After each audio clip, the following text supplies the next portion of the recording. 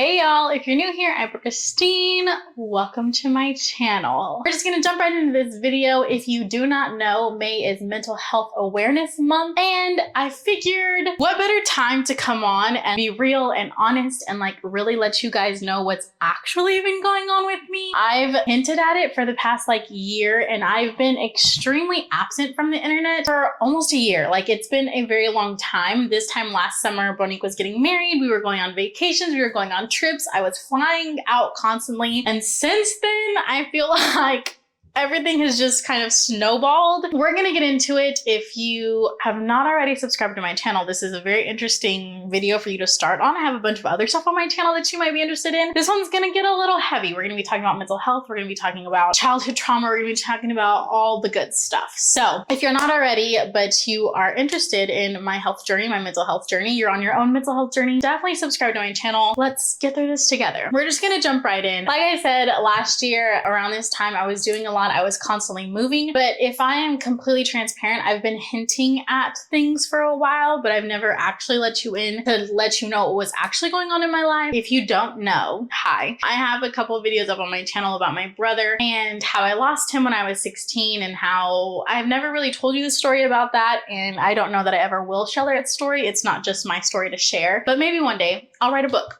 Who knows? But a lot of this stems from that time in my life, and being 16, I have developed a lot of trauma. Being 16 and having all of that happen at one time and losing him so suddenly, I feel like I'm realizing just how much I've been in a fight or flight state since all of that happened. I feel like I've developed a lot of character traits that have made me the way that I am because of that situation. And I did mention to you guys the last time that I was here that I did start therapy. And we're just gonna take a quick break from my stuff because I need to be so freaking honest and real with you guys about therapy. I went through BetterHelp to find a therapist. It was super easy to get started. And so I paid for what I thought was 4 sessions. I guess it's like a month-to-month basis. Well, I thought I had paid for 4 sessions with my therapist. I went to Target. I got like a little notebook and I was ready to start and journal and be a healing girly and be on this journey. So we had some scheduling conflicts. We had to move a few things around. And so I ended up only having 2 sessions with her the first month that I started. Well, then when I went to go and have my 3rd session with her, it was a new month and they wouldn't even let me contact her without having my card on file. And I'm like, I've already paid for 4 sessions. Like, what is this? So it wouldn't even let me send her a text message and be like, hey, something's going on my account. Like, it wouldn't even let the message send without asking for my bank account. And I'm like, what the heck? I just feel like that's not safe. Like, what if I was really going through some things? Like, what if I was really in a mental health crisis and I needed to talk to my therapist and they're like,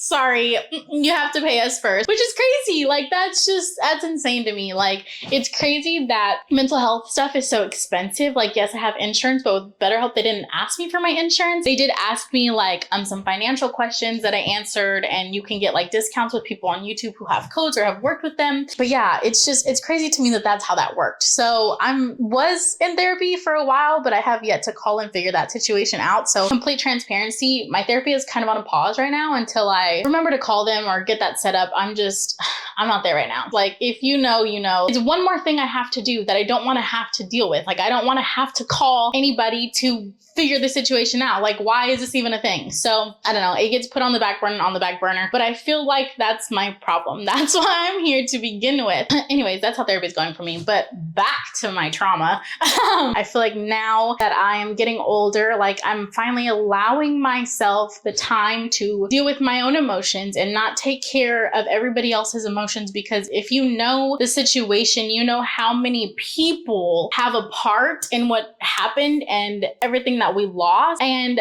I so often found myself taking care of everybody else and making sure that everybody was getting along and everybody else was good and everybody else was on speaking terms. And, I made an account to reach out to everybody on the days that I felt like I needed to or to check on them. I've always been that person. So at 16, it shouldn't shouldn't have been on me to take care of everybody else, to deal with everybody else's thing, because I also lost something, you know what I mean? And I feel like I've never really given myself the time that I need to really deal with my own stuff. And I've filmed a few videos on my healing and my journey and things like that. And I do allow myself time, and I know what triggers me, and all of those things that I've touched on, all of that is real. But looking back, I've never just focused on healing myself and dealing with those things. So when I also said I feel like being a middle child had a lot to do with the relationships that I build now, I feel like I've always been the type of person who's good. Like,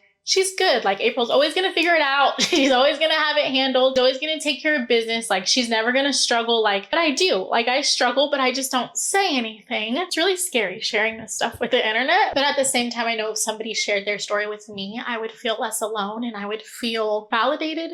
So that's why I'm doing this. The whole purpose of my channel has always been if it helps one person. I don't do these things because I want a bunch of attention or I need you to check on me, because I don't, but it's for you to make sure you're also dealing with your things and taking accountability for yourself and taking time for yourself and putting your foot down, because it's time that we stop being people pleasers. It's time that we please ourselves. I read something and it stuck with me so hard that you can't continue to serve a table if the people at that table are not going to make sure that you don't starve. And that hit me so hard, because I feel like, not a lot, but some relationships in my life and situations in my life have been built on me doing the absolute most and me constantly giving and giving and giving, always feeling the need to take care of everybody. And I love that about me. Like, it's not something that I have a problem with. Like, I do that out of the kindness of my heart. I love people the way that I want to be loved. I treat people the way that I want to be treated. I care for people the way I want to be cared for. It took me a really long time to realize that I'm not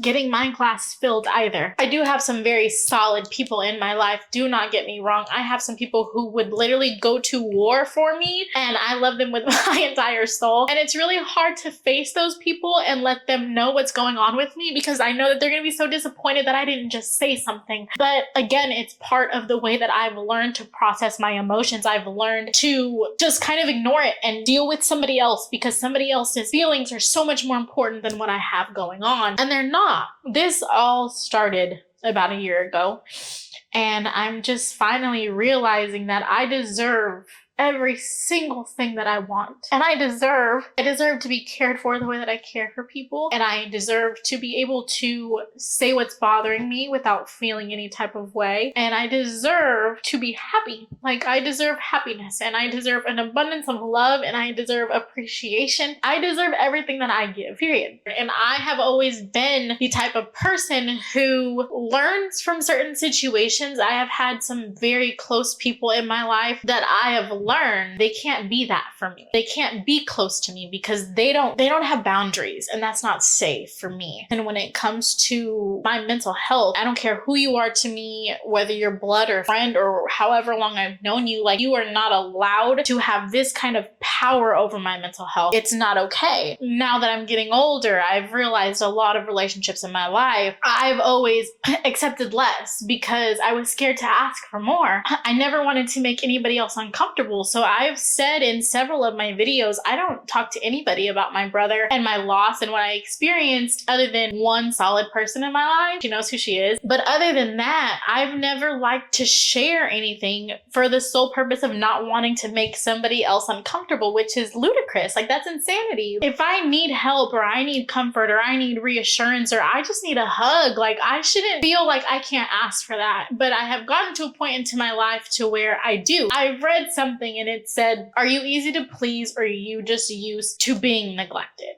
That hit me so hard, because I've always said I'm not hard to please, because I'm not. Like, I'm really not. Like, I'm really not. But I would always say that in a sense that if I had the slightest inkling that something I did or said made you uncomfortable, I would never do it again. I would never ask for it again. Even if it was something I really wanted, or even if it was something I really needed, I wouldn't allow myself to ask for it. I don't know. Like, I have a lot to work through. And when I started with my therapist, it all started behind this trauma that I had when I was 16.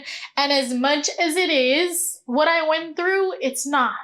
It's not about what happened and how it happened. It's about how I learned to cope with what happened and how I learned to cope with that at such an early stage in my life. Therapy, even with my second session, it was around my brother, and I still couldn't even tell her, this isn't what I want to talk about. I understand what happened and I've accepted my grief and I accept it when it comes, but this isn't the problem. The problem is my coping mechanisms. But I couldn't bring myself to say that out loud, and I don't know why, because I can say it to you and you're listening. I don't know why. It's very hard. It's always been very hard for me to ask for help or ask for things that I need. And I'm finally to a point to where shit has hit the fan, sis. Shit has hit the fan. It is literally, it's all on the table right now, which is hard. So I've been having to make some very big decisions in my life as to what I'm doing and where I'm going and where I want to land. If you ask me, like if you sit me down and you ask me, I can literally tell you everything that I want. I just don't know how to get there. But I feel like that's all of us, you know what I mean? Which is why I'm sorry that I'm crying. I am able to communicate. It's just I cry. I don't know why that's a thing that I do. I just do. I thought at one point I had accepted it about myself, but I still feel the need to just say it out loud that yeah, I cry, but I'm okay. I can do hard things. And just because I cry doesn't mean that I'm incapable of having conversations. You just have to deal with the fact that I'm crying half the time. I don't know what to tell you. I'm making this video because I know a lot of us are in the same place. A lot of us are the same age. Some of us, because of the things that I've shared on my YouTube channel, have dealt with the same things. Loss and grief or trauma at an early age, or, you know, difficulties in relationships and communication and that kind of stuff. And that's why I'm here. And when I sit and I think about it, and I'm like, April.Kristine, why have you not uploaded to YouTube in so long? Because this is what you want and people have supported you and people have come through for you. And it's not that I didn't have success with YouTube. It's not that I don't get a paycheck from YouTube. It's not that I failed at YouTube. It's just that when I sat down and I really thought about it, it's because I couldn't come on here and be genuinely who I was without disclosing too much. Because I couldn't be who I was in the moment without talking about it. I couldn't make coffee or cook with my kids or, you know, go do something fun for a vlog because I'm struggling and I felt like I couldn't tell you that.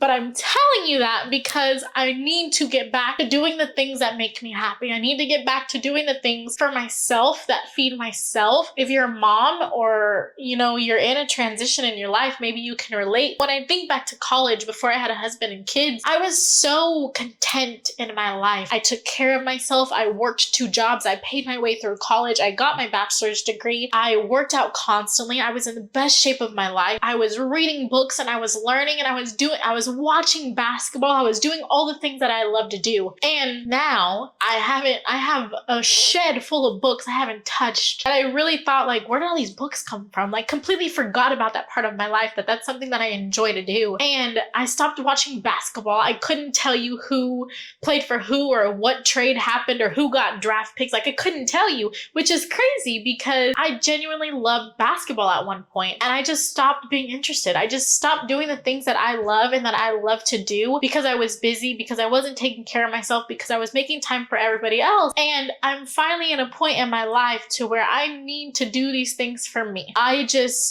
don't know. I was having this conversation too, that I've always been a person who is content being by myself and I like being alone. And I was having a conversation that if you also feel that way or you also like to be alone, especially when you're going through heavy moments, I feel like it's because it's safe. It's safe to be alone. You don't have to express how you're feeling or how your day was. You don't have to lie about how you actually feel if nobody's asking you. So it's safest for me to kind of recluse to myself, to not have to say anything to anybody. I will not go see my family. I will not, reach out to my friends. I will just kind of come into myself and deal with it the only way that I know how. And that's a problem. So I'm here to tell you what's going on with me and where I've been and what I've been doing, which is not a lot, but it is a lot. It is a lot. I've been going to the gym and taking my book to the gym and watching basketball and going outside and trying to do all the things that I can to feel a little bit better every day. So that was a very deep dive into all of my drama. Now, the reason that I started therapy and I am taking this time to talk about mental health awareness is because I did mention in my last video, I have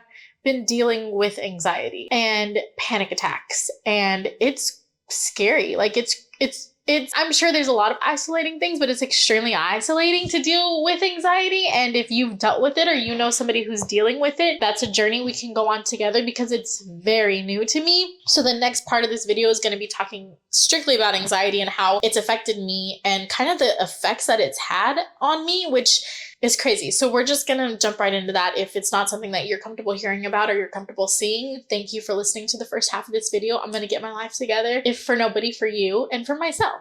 For myself first, though, so relax. Anxiety is something that I hear about all the time. I feel like now it's something that we hear all the time, but I was the type of person, I would hear it all the time, anxiety this, anxiety that. Okay, I never really understood what it was until it happened to me. I had read about it in books, and I can name every single person in this book. I was thinking about it last night, but I cannot for the life of me remember what the book is called. So if you know, please leave it in the comments. I can go find it, but I'm not gonna go find it right now. There's 2 parts to the book, and I read both books. I want to say it's by Colleen Hoover, and if not, I don't know who it's by. Knox and Daisy are characters in the first book, or Naomi. Knox and Naomi, and then Waylay, and Waylon is like the dog, and then in the next book, it's about the brother, and I can't remember what the series is called, but everybody's read it, I'm pretty sure. So if you know, leave it in the comments down below. But anyways, in the second book, it talks about how the brother, is the brother Knox or Nolan? I don't know. Anyways, the brother in the second book, he is dealing with anxiety. And I remember reading a portion of this book, and they were talking about how after his panic attack, she would find him just laying on the floor and how exhausted he was. And I didn't know, it was the first time I had really gotten any kind of information on anxiety at all. And by then I hadn't had any panic attacks yet. So it was very interesting to me, but also I had never experienced it. It was my first insight into what it is or what was going on. But then I remember the date exactly on April 8th, I had my very first panic attack, and it was wild. I had no idea what was happening to me or my body. I had zero control over my body. For me, I think what made it worse is I was driving.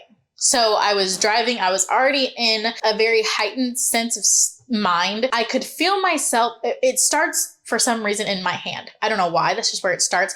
And I'm constantly trying to like shake out whatever it is that I'm feeling. I just had this urge to shake out my hand, and I couldn't stop. Like, it wasn't stopping. So I pulled over, I thought I had calmed myself down. I was breathing. I was like, what's going on? I don't know. Let's just like take a minute. Let's take a pause and let's really try to like calm down. I took like maybe 15 minutes on the side of the road. I can feel myself getting worked up just talking about it, and I can't do that to myself. I will tell you how I deal with it now. But anyways, I was doing that, and then I was like, okay, I'm fine. Like, let me get back on the road. Let me go home. As I'm driving, it's just getting worse. And then I start to panic because I'm driving, and I'm like, I can't lose control of my body while I'm driving because then I will be in an accident. I'm in San Antonio. It's a big city. There's lots of lanes. I'm on the highway. I immediately start to panic.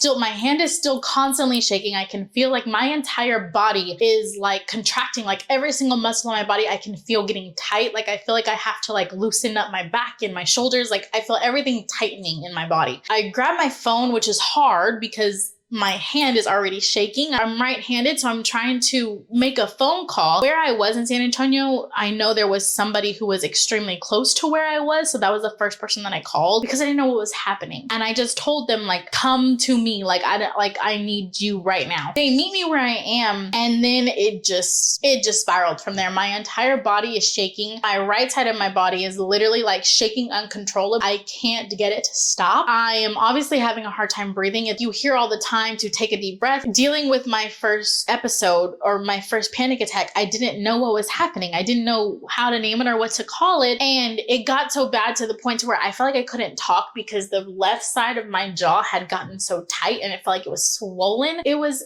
intense. For me personally, it lasted about an hour. Like every time it happens, it takes me a good hour until I'm absolutely exhausted. It's extremely exhausting. Your body is so tight and tense and shaking uncontrollably, for me anyways, and your body is exhausted afterwards. The weirdest thing about anxiety is I've always been the type of person who considered myself like strong and able to deal with anything and kind of like have like a whatever attitude about things that I couldn't control. I had a conversation and they finally told me like everything is finally catching up to me and I'm finally having to deal with the things that I didn't allow myself time to deal with. And my body has no other way to express the fight or flight state that it's in other than for me to react this way. Because when I would come out of these episodes, these panic attacks, it felt so dramatic. It was embarrassing. Like, I don't have control over my body. Like, why? Why is my body reacting that way? Like, it's wild to me. So it was embarrassing to talk about. I didn't want to talk about it. And then after I would come out of these episodes, I just felt like, you're such a drama queen. Like, what was that? Like, what is wrong with you? Like, why are you, like, you need to chill out. Like, you need to calm down. Everything they tell another person not to tell you, I was telling myself, and that's not fair. So it is May. I have had a couple of panic attacks since then, but I've really tried to do my research and learn what's helpful for me. For me, exercise is helpful, and endorphins are helpful. Being outside is helpful. But if I feel like I'm about to have a panic attack, don't be racist. But Vicks, I saw just smelling Vicks, and for me personally, because I'm Mexican, it has such a grounding smell to it. Like, you can literally smell it just by me talking about it, and the smell of it grounds me, and it calms me down, and it takes me out of my brain, and that's important. I hear a bunch of different things that you can do to ground yourself. You can name 5 things that you hear, name 5 things that you see. That doesn't work for me. For me, hear a familiar voice, a voice that I feel safe with, a voice that is very distinct to me. I will go and either call that person or watch a video, and it kind of helps me out of the situation. And if I'm not able to do that, I have Vicks. Other than that, I like blankets, things like that. They help me. I hear sour candy is good, so now I pack sour candy and Vicks with me constantly. I haven't tried the sour candy yet, but apparently your sense of taste and your sense of smell is so much more powerful than your brain, I guess. I don't know. But when you feel yourself spiraling, it's a way to take you out of that initial panic, to kind of distract you for a while. So the Vicks personally works for me. It doesn't always work for me. I can feel, sometimes I just wake up and I'm anxious, and I know that I have to avoid, I don't know, like I haven't learned how to deal with waking up anxious yet. I haven't learned how to deal with not letting it last all day, because I feel like it's going to be a bad day. Like I said, going to the gym and stuff kind of helps. But the other day I needed to go see my trainer, and I was going to go, and I was like, I need to go. I need to work out. I felt anxious the entire day. But then I got in the car and I thought, I already feel anxious. I cannot drive all the way over there. I cannot then go and have to interact with these people. And then to the point to where working out was, the thought of going to have to work out was then making my anxiety so much worse. So on days like that, I've learned that it's okay. Like, it's okay to have a bad day. It's okay to not know how to deal with it. It's okay to let it happen. It's fine. Like, it's fine. You have things to do, and I'm sure a lot of your days are productive. And if one day is not productive, it's fine. I'm extremely hard on myself because I am a stay-at-home mom. That, what am I doing all day? Like, I have to do something. I have to take care of my children. I have to do laundry. I have to work on social media stuff. I have to work on other people's social media stuff. I have to edit pictures. I throw myself into doing all of these things, but because I love all of these things, I'm starting to do photography and market my photography, which I've always been scared to do because I've loved taking pictures, and I've taken pictures for a very long time for people who are extremely close to me, but I never marketed myself. I don't know. I believe in everybody else and everything that they do, but for me, I don't know why. I just didn't believe in myself. But I'm starting to do photography, and I manage social medias, and I do all of these things because I genuinely love doing it. But on days that I am feeling extremely anxious, I get very upset with myself that I've put so much on my plate. But I thrive under chaos. Like, I always have thrived being busy and doing the most and doing absolutely everything. And I think that's part of the reason that now I'm feeling what I'm feeling, because it's the first time since I lost my brother that I've actually had time to sit and think, and I'm not constantly moving, and I'm not constantly going, and I'm not constantly working towards this new goal. I had a year of my life that felt stagnant, and I had nothing to do but process everything that was happening, and it felt like everything was falling apart around me, and I felt like I needed to address these problems, because if I didn't address these problems, it was only going to get so much worse, and it did. So before things start to spiral for you, before things feel overwhelming, and before you are in a position to where you can no longer fight for yourself, you have to say something. You have to ask for the things that you need. You have to let the people in your life know what's wrong, what's going on, what's happening, and what you need from them. That has been where I'm at. and where I've been and what's going on with me without giving, and one day I will give you specifics and I will obviously keep you updated. I don't know how often you want updates. If you want updates at all, I'll probably just update you because it'll make me feel better, and it makes me feel better talking about it. Even if nobody watches this, which I already know y'all are nosy. I already know y'all are nosy. And even if you're not nosy and you're here for a genuine reason, I appreciate that. But I know a lot of people will watch this just because they're nosy, and that's fine. I don't care. I've made this platform and I've built this platform, and I've had so much support over this platform that I need to use that. And you guys have been so supportive and have always come to my corner, and I've been in instances where like 1,000 and some odd subscribers might not seem like a lot of people, but put all those people in a room and that's a lot of people. Y'all have not let me fail at anything because of the way that you've supported me, and I cannot tell you how much that means to me. But you support me because I am who I am, because I try to be honest with you, and because I've really given you myself. And I appreciate you giving me a safe space to do that, and I want to also give you a safe space to communicate and talk and let me know like what your instance is, or if you're struggling with something, or what has helped you get through these things that I'm dealing with, or if there's somebody in your life who's dealing with what I'm dealing with, a little insight on how they feel that they might not be able to explain to you how they're feeling. It's very hard to explain to somebody what anxiety is because it's everything. Like if I have a panic attack and you ask me, well, what happened? Like what triggered you? I can tell you what triggered me, but that's not the problem. The problem is my entire life, my entire future. Like it's so hard to pinpoint something. So I share this because maybe somebody isn't able to share how they feel. They're not able to put it into words, but I am able to put into words how I feel. And I've always been good at expressing my feelings and describing it in a way to where it really understand what I'm trying to say. So that's why I do this. That's why I put these things on the internet, as scary as it is. It feels good to be able to talk about it and say it out loud. And now, hopefully, now that I don't have to show face for you guys, I don't have to pretend with you guys, hopefully I can be here. And this can be a part of my everyday thing that makes me feel a little bit better, because it is. I love YouTube. I love, sharing my life and my experiences with you guys. So yeah, that's why today I chose to share, because May is Mental Health Awareness Month, and I want to bring a little awareness to my mental health and your mental health and make sure you're taking care of yourself. I guess I'll keep you updated on the therapy thing. If you know anything about the therapy thing, let me know, because I don't know what to do.